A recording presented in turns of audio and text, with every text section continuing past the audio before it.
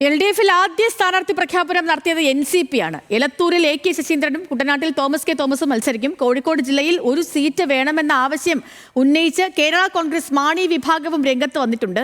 കോൺഗ്രസ് വിട്ട് CPIM-ലെത്തിയ P. സരിനെ ഇത്തവണ കൂടുതൽ വിജയസാധ്യതയുള്ള മണ്ഡലത്തിൽ മത്സരിപ്പിക്കാനാണ് CPIM-ന്റെ ആലോചന. കാരണം എലത്തൂർ ഇപ്പം ശശീന്ദ്രനല്ല വേറെ ആളാണെങ്കിലും NCPയുടെ സീറ്റ് തന്നെയാണ്, ഒരു സംശയമില്ല കാര്യത്തിൽ.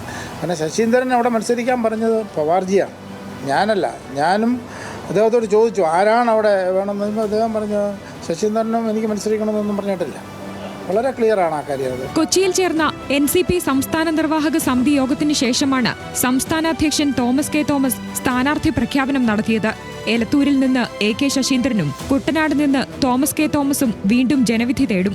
കഴിഞ്ഞ തവണ NCP മത്സരിച്ച കോട്ടയ്ക്കൽ സീറ്റിന്റെ കാര്യത്തിൽ പിന്നീടാകും തീരുമാനം. എലത്തൂർ സീറ്റ് CPIM ഏറ്റെടുക്കുമെന്ന പ്രചാരണം NCP തള്ളി. അതേസമയം NCP അധ്യക്ഷ സ്ഥാനത്തെ ചൊല്ലി നിർവാഹക സമിതി യോഗത്തിൽ തർക്കമുണ്ടായി. തോമസ് കെ തോമസ് അധ്യക്ഷ സ്ഥാനത്ത് നിന്ന് മാറി PC ചാക്കോയെ വീണ്ടും അധ്യക്ഷനാക്കണമെന്നായിരുന്നു ഒരു വിഭാഗത്തിന്റെ ആവശ്യം. കഴിഞ്ഞ തവണ തർക്കത്തെ തുടർന്ന് CPIM ഏറ്റെടുത്ത കുറ്റ്യാടി സീറ്റിന് പകരം കോഴിക്കോട് ജില്ലയിൽ ഒരു സീറ്റ് വേണമെന്ന ആവശ്യമാണ് കേരള കോൺഗ്രസ് M മുന്നോട്ട് വെക്കുന്നത്. കുറ്റ്യാടി സീറ്റിനായി കടുംപിടുത്തമില്ലെന്നും പകരം പേരാമ്പ്ര മതിയെന്നുമാണ് മാണി ഗ്രൂപ്പിന്റെ നിലപാട്.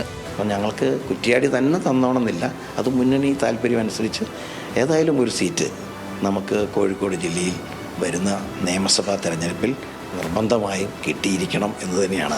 പേരാമ്പ്രയ്ക്ക് തന്നെയാണ് പിന്നെ ഒരു മുൻഗണന. കാരണം ഞങ്ങൾ എത്രയോ വർഷം ഐക്യ ജനാധിപത്യ മുന്നണിയുടെ ഭാഗമായി നിന്ന സമയത്ത് ഡോക്ടർ KC ജോസഫ് ജയിച്ച ശേഷം പിന്നീട് ഇങ്ങോട്ട് തുടർച്ചയായി UDFിൽ കേരള കോൺഗ്രസ് M ആയിരുന്നു പേരാമ്പ്ര സീറ്റിൽ മത്സരിച്ചത്. പാർട്ടിയിലെത്തിയതിനു ശേഷം P. സരിൻ നടത്തുന്ന പ്രവർത്തനങ്ങളിൽ പൂർണ്ണ സംതൃപ്തിയിലാണ് CPIM സംസ്ഥാന നേതൃത്വം.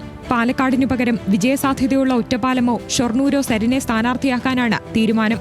ഇരു മണ്ഡലങ്ങളിലും സരിന് വിജയസാധ്യതയുണ്ടെന്നാണ് പാർട്ടി വിലയിരുത്തൽ. News desk, news Malayalam.